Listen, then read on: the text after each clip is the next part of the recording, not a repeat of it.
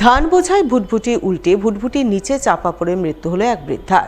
রবিবার ঘটনাটি ঘটেছে মালদার হবিবপুর থানার ঋষিপুর অঞ্চলের কৃষ্ণপুর বুড়িতলা এলাকায়। জানা গেছে, দুর্ঘটনায় মৃত বৃদ্ধার নাম বিমলা মণ্ডল, বয়স ৬৬ বছর। পরিবার সূত্রে খবর, এদিন সকাল ৯টা নাগাদ তিনি বাড়ির পাশে রাস্তার ধারে কাপড় মেলতে গিয়েছিলেন। ওই সময় হঠাৎ করেই ধান বোঝাই একটি ভুটভুটি নিয়ন্ত্রণ হারিয়ে রাস্তার পাশে এসে উল্টে যায়। উল্টিয়ে যাওয়ার ভুটভুটির তলায় চাপা পড়েন কাপড় মেলতে আসা বৃদ্ধা। পরে থেকে স্থানীয়রা উদ্ধার করে আশঙ্কাজনক অবস্থায় নিয়ে যান বুলবুলচন্ডী গ্রামীণ হাসপাতালে, কিন্তু চিকিৎসক মৃত বলে ঘোষণা করে। এই ঘটনার খবর পেয়ে পুলিশ গোটা ঘটনা খতিয়ে দেখতে তদন্ত শুরু করে বলে জানা গেছে। সকাল ৯টার দিকে আমার মা বাড়ি থেকে রাস্তার পাশে বাড়ি থেকে বেরিয়ে রাস্তার দিকে আসছে।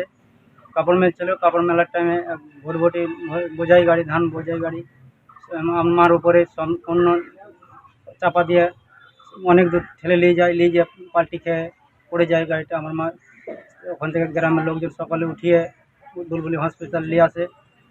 হসপিটালে নিয়ে আসে বুলবুলিতে মৃত্যু ঘোষণা করে। বিপুল পরিমাণ নিষিদ্ধ কাপ সিরাপ সহ 4 জনকে পাকড়াও করল মালদার বৈষ্ণবনগর থানার পুলিশ। ধৃত 4 জনের মধ্যে 3 জন ভিন রাজ্যের বাসিন্দা।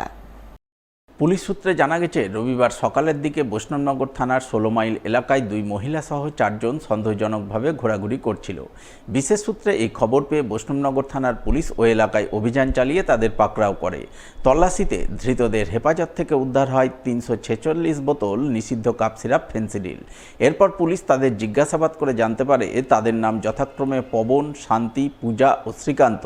এদের মধ্যে প্রথম 3 জনের বাড়ি উত্তরপ্রদেশের সুলতানপুর এলাকায় এবং বাকি একজন উত্তর 24 পরগনা জেলার কাঁচরাপাড়ার বাসিন্দা।